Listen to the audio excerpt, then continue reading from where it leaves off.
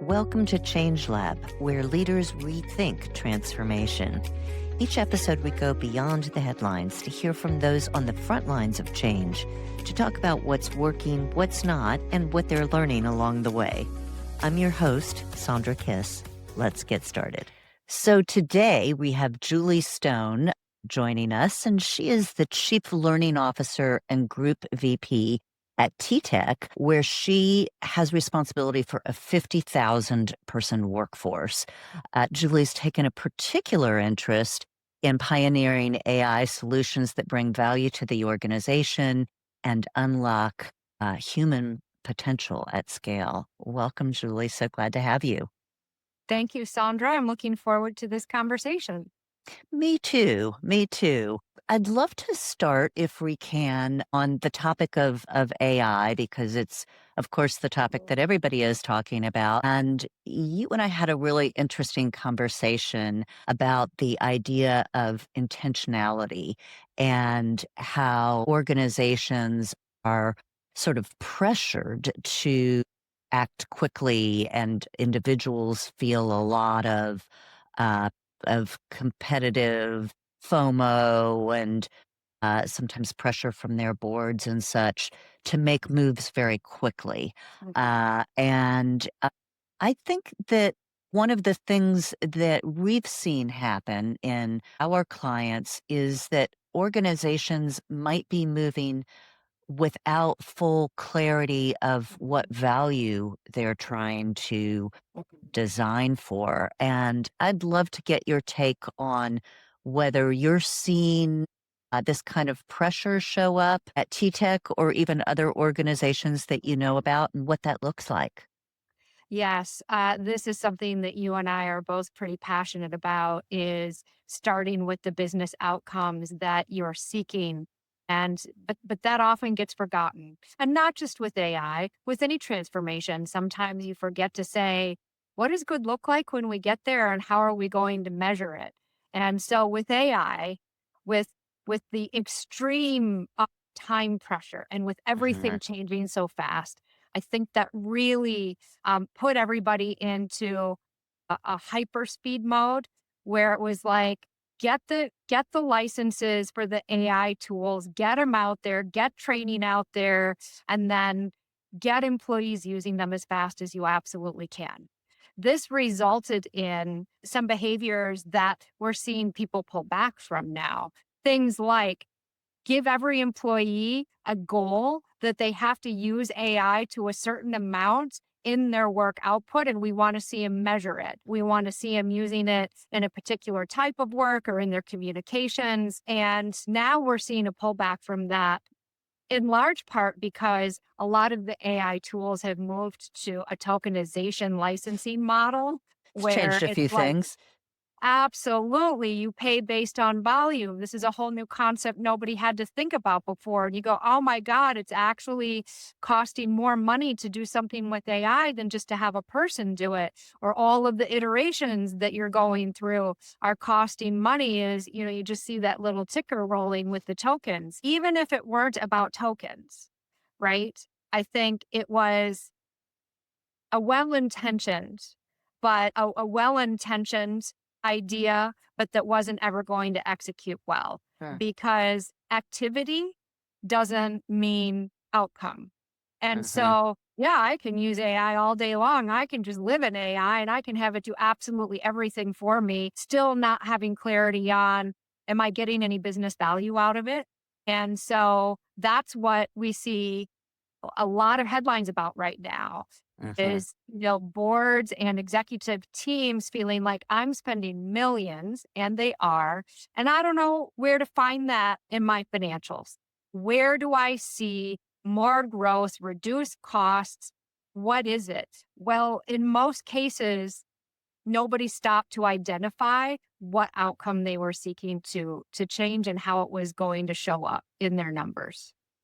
So, couldn't agree more. And yes, there are lots of headlines, and Mhm. there is a pullback. And so, if I'm a part of the workforce, and there's sort of this lack of clarity Mhm. on what are we doing with AI? What am I supposed to do? Why is the organization going here? What is the effect that lack of clarity has both, I guess, on the executive team and Mhm, on the workforce? mhm. Well, at the employee level, when people aren't clear on what's expected of them and what tools and processes they're supposed to use to do their jobs, how it's going to be measured, and how they're going to be compensated for it, that results in fear and Mm, anxiety behaviors. And honestly, we all know this. In the absence of information, people jump to the worst possible scenario. The worst possible thing is going to happen. And so the number one piece of advice for leaders is bring your teams along the journey with you. It mm, doesn't mean you need to have all the answers, but you need to communicate frequently about how are you going to try and use AI within your team, within your work? How is that, going to change their day-to-day tasks? And does it change how you're going to measure them? If mm, you're seeking higher productivity, do they now have to produce X amount more of what they were doing before? If instead you expect that it's going to take work off their plates, what are they supposed to fill the extra time with? How does that translate into how they're going to be measured and how they're going to be compensated? It's mm, funny because, we're expecting everybody to up level their skills, not only using AI say chat experiences, but, we're starting to say build an agent, use co-work, use, much more advanced AI tools. Well, the logical question an employee is going to ask is, are you going to pay me more for that? And right, and because I think, I'm a higher yeah, skilled person now. that's right. And the knee jerk reaction that I've heard from some leaders is, well, of course not. Right? Like that's just an expectation. It's a new tool. Well, are you sure? Right? Have you actually looked at how the work for that job is going to change? Mm, And then, have you put it through your compensation review practice? I'm not saying every job you're going to pay more, but it is going to be shifting, the foundation under your feet. And even if you're not going to change it, you need to have that conversation transparently with your employees because believe me, they're thinking it. you And bet. if you're not having the conversation, they're going to make decisions on their own about what that means for them. Sure, sure. And I think you've touched on something that many organizations are just starting to think about, because the implications are profound in terms of what changes from a work design perspective. Yeah. Everybody is going to be doing their jobs differently. Some people already are, and organizations are really in the process of figuring out what that means. And so that isn't just workflows, that is KPIs, that is compensation. It's many, many things. So, and I know this is something that you think a lot about. You think about work redesign and how we need to look at work redesign. So I'd love to get your thoughts, sort of starting at the beginning. If I'm saying, okay, I get it, I'm going Mhm. to need to redesign work. Mhm. Where do you start? Yeah. Yeah. Yeah, it's a good question, and I think it's one that a lot of people have right now. And I'll before I respond to that particular question, I do want to say there is value in providing AI tools to your employees to allow them to use it for their personal organization, productivity, their personal planning. There is value in that type of efficiency gain. And that's what I kind of think of as bottoms up, right? It doesn't have too many guardrails. People know what tools they can use. They know how to keep, company information confidential. And, I would dare say most of us are already using it to help us structure our days, respond to emails, create PowerPoints, take meeting minutes. There's value in that. But that's not where all the value is, and that's Mm, not where the most value is. That's when you want to start looking at, like we started with, what's the business outcome that you're trying to accomplish? That's typically going to be based on work that flows across organizational boundaries and functions. So for example, if you're selling a widget, selling that widget starts with what your go to market strategy is and how you're going to market to your customers. And then, the flow through sales once it gets assigned to a salesperson, and, you get the idea. So you take kind of a bigger macro workflow and pick one that you want to get better results from. Huh. It might be increased growth. It might be better customer experience. It might be reduced risk, or it might be better taking cost out. And then bring the players across those functions that play a role in it, bring them together around the table and first have the conversation about, where do we get stuck, right? Where do handoffs slow down? Where do Right. we run into bottlenecks? Where do we run into, issues? Like, it works really well through these first steps, and then, we see a drop off or what have you. And through those conversations, you're going to learn stuff. You're going to learn about workarounds that maybe one team upstream or downstream for you has been deploying for years and you never knew about it because what your team gave them, right, wasn't fit for purpose. Hmm. You're going to find out about bottlenecks you didn't know existed. You're going to find out about, gaps in information, or, gosh, that whole team left the organization and nobody picked up their work. So we don't know, who does that anymore. Those places are the places where you need to ask yourself, okay, how can AI help us solve for these gaps? Because what you're trying to do is get to that better outcome for the company at the other side. And you've heard this a lot. I've seen it a lot. You don't want to just put AI on top of an existing workflow, because that is just going to magnify, where those broken parts of the process already are. And the other thing is, you might find out we can take half the steps out of this entire thing. We can just completely short circuit it and we don't need all these teams involved anymore. But what I would say is challenging about this is that this isn't a normal muscle that people have. We have been functionally organized for decades to focus on our function. And for decades, that consumed all of our effort and time and thinking. Now we have to pick our heads up and look end to end. It requires more systems thinking. It requires more business acumen, financial acumen, uh, to look at how your work is flowing across the organization. Typically, you would bring in, your process optimization team, your Six Sure. Sigma expert, your lean expert, and they'd run you through a workshop to figure out how to do that. This is now table stakes for leaders, and not working in your silo, but with your peers end to end, and figuring out, how do we get a better result at the other side of it.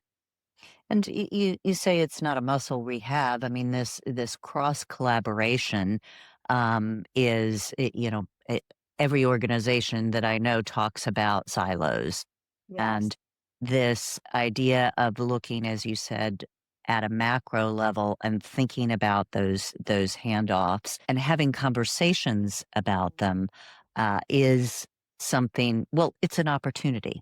Yeah. Uh, if you will, AI as a catalyst for us Yes, to it is. take a step back Yeah. and to Yeah. redesign, Yeah. and that's an opportunity, and it's also, to your point, hard. Yeah. But some of these things are things that we have done, like you said, the Mhm. Six Sigma, Lean Six Sigma kind of Yes. process improvement work. Mhm. So if we can combine that with Mhm. this mentality Yeah. of this opportunity to fully redesign as opposed to layering Yeah. technology on top of something that's not working.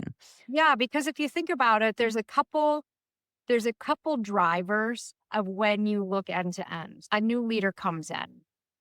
That's especially a more senior leader. They're going to start looking at how things work. They're doing the 90-day listen and learn plan. And then they're saying, I know from my experience in other companies, we can optimize this, we can optimize that. So, a leader coming in is one of the most common places where you see work that flows across teams get looked at. And another one would be when you're standing up new work in the first place. There's a Mhm. lot of effort in writing down those SOPs and doing flow charts and what have you. But then people don't tend to go back to those. They don't go back and say, is this process that we put in place 5 years ago still fit for purpose?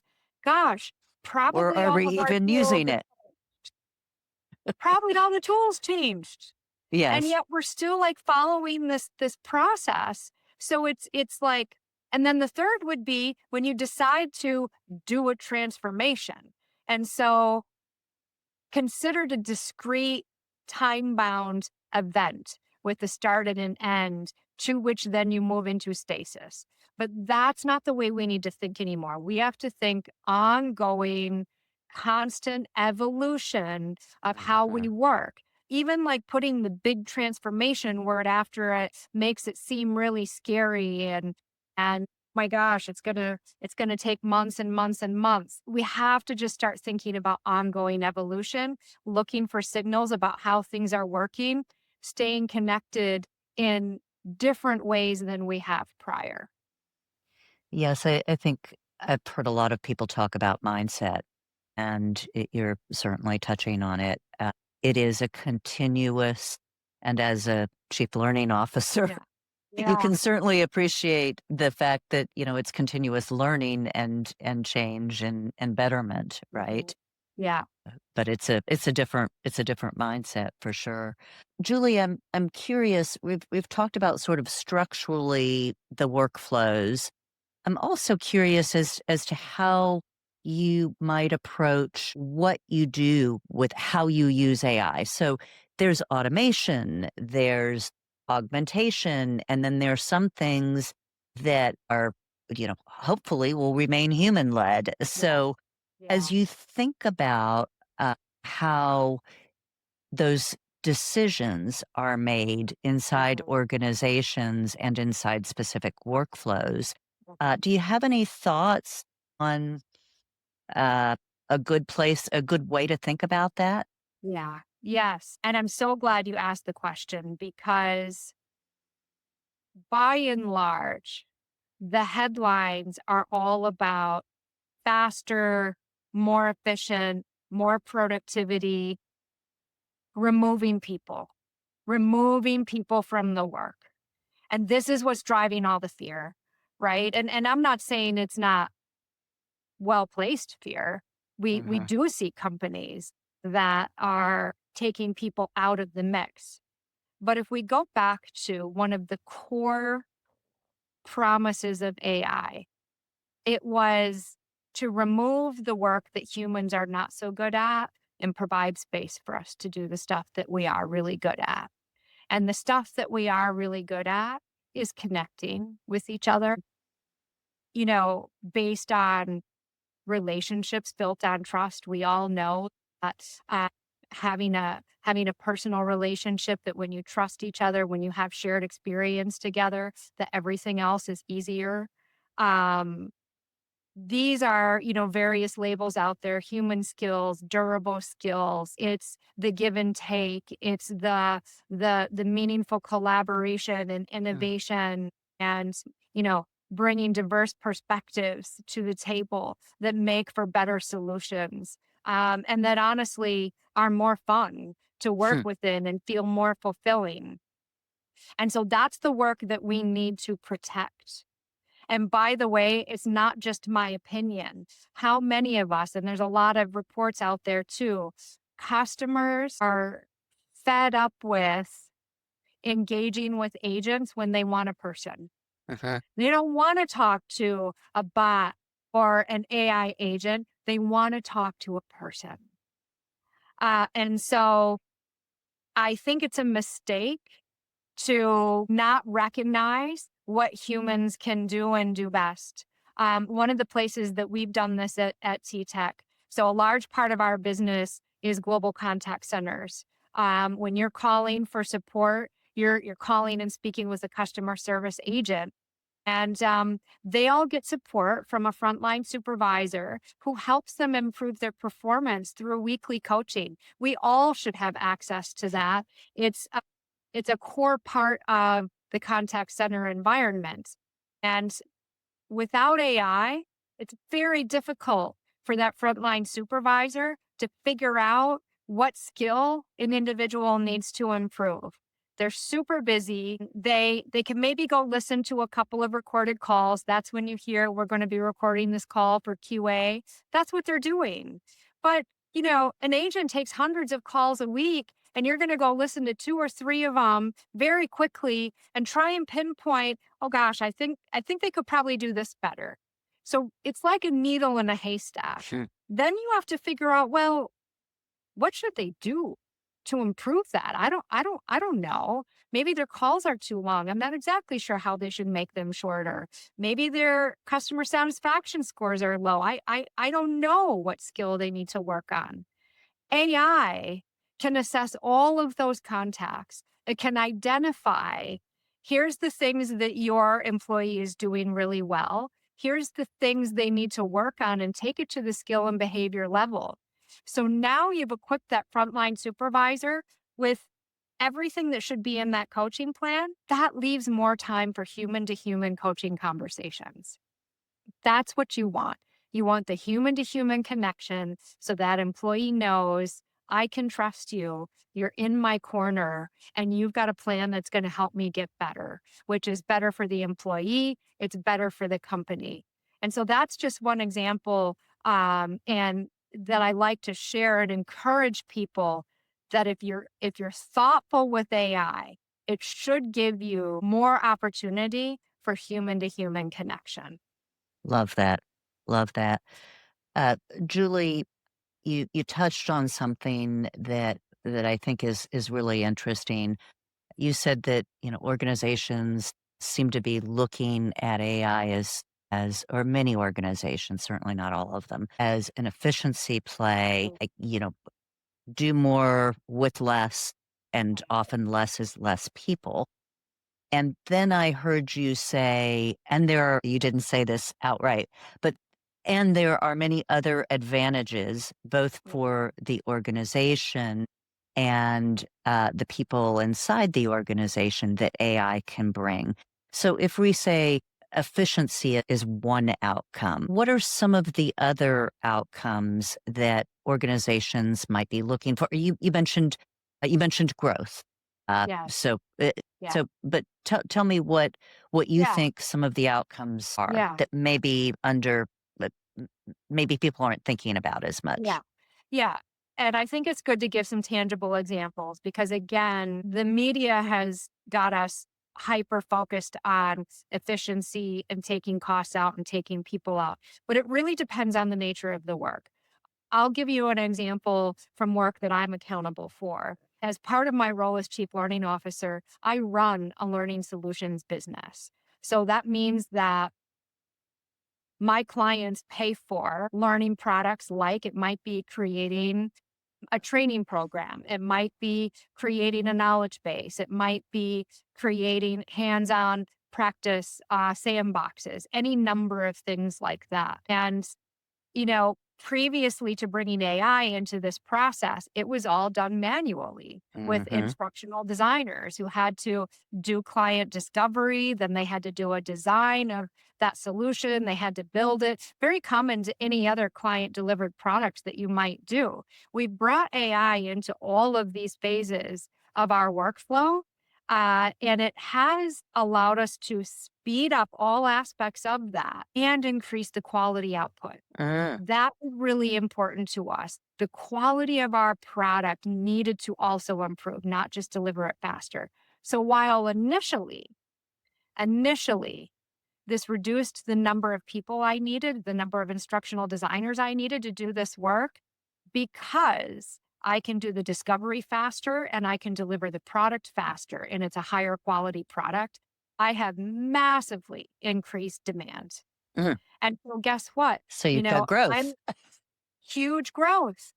Now I have 3 meetings a week with my talent acquisition partners because I have so many workers that I need to hire to meet this increased client demand. And so it's really important to think about what type of work you have. BCG did a report and they defined it as bounded or unbounded. Marketing is another great example of unbounded work, right? If you can create more customized, more personalized, hyper personalized marketing proposals, you're going to have greater reach. And that drives growth. So that might actually be a place where you want to plan on hiring more people, right? Now, if you think about the common one that I give for a bounded example would be a financial analyst who is preparing your public company's financial reporting. Just because they can do their reports 10x faster doesn't mean you want them to do 10x more reports. And Right. so that's an area where you have some options. You could reduce that role, or you could create a new role that has new work, maybe that is requiring similar skills that you haven't put together before. So it's not only an exit or a reduction question, it's what other work requires these skills within the organization where you can create something new. So you've got certainly redeployment to consider, and I think that you brought up two really interesting things. One is quality, which really leads to better customer experience, which your model proved out, and it also leads to growth in many Yes. cases. Yes. And in your case, better customer experience led Yes. to better growth. So I think there are different ways of looking at what AI can Mhm. do for a business and the Mhm. outcomes that Mhm. you're looking to deliver. And I suspect it ties very much to both the functions and the workflows that you're It does. thinking about. It Uh, does. and this concept of bounded and unbounded work Mhm. is really Mhm. useful. It's a great way Mhm. to look at things. Yeah. So, one of the things that we talked about at the beginning, and we've talked about before, is this idea of intentionality Mhm. and and not necessarily being reactive and saying what's the shiny object or what organization is knocking on my door and this looks like a sexy thing that we could try, but starting from our organization and what we're trying to accomplish Mhm. as an organization and for our workforce. It takes a lot of discipline to back Mhm. up and be intentional. Uh, and I know that you have been very successful at this at TTEC. And I wonder, Julie, if you have advice for Mhm. other leaders that are thinking about how to take a step back and be intentional about what outcomes they're Yeah. looking to deliver and how they want to affect the work and the workforce. Yeah. Um, Thoughts? Yeah. And I also don't want it to feel daunting. Like it can be a little overwhelming to think, oh my God, I have to think of the entire end to end workflow. And isn't that going to take a really long time? And how do I get people at the table? Sometimes you have to eat the elephant one bite at a time. I do think you always need to start with the outcome that you're seeking. So I'll go back to in my organization when we first decided to bring AI, the instructional design process. Our first idea was we think that we can use AI to do the instructional design for us, kind of the roadmap of for this training event. How long is it going to be? What's the structure of the agenda? What activities are we going to include? How will we assess, you know, performance? Build that out for us and make sure that it's based on learning science principles from neuroscience, right? That's the quality piece of it. Some examples of neuroscience principles about how we learn. A really simple one is you need spaced, repeated practice. You don't go to a training class, learn something new, and exit as fully proficient. We all know that. What do you need? You need practice, right? You need practice with feedback and coaching that continues over time until you build proficiency in that skill. So that was the first piece of it. How do we think that we can use AI to do a higher quality design faster? And and so we did have an outcome, and this was fully within our control, and we owned the whole end-to-end flow.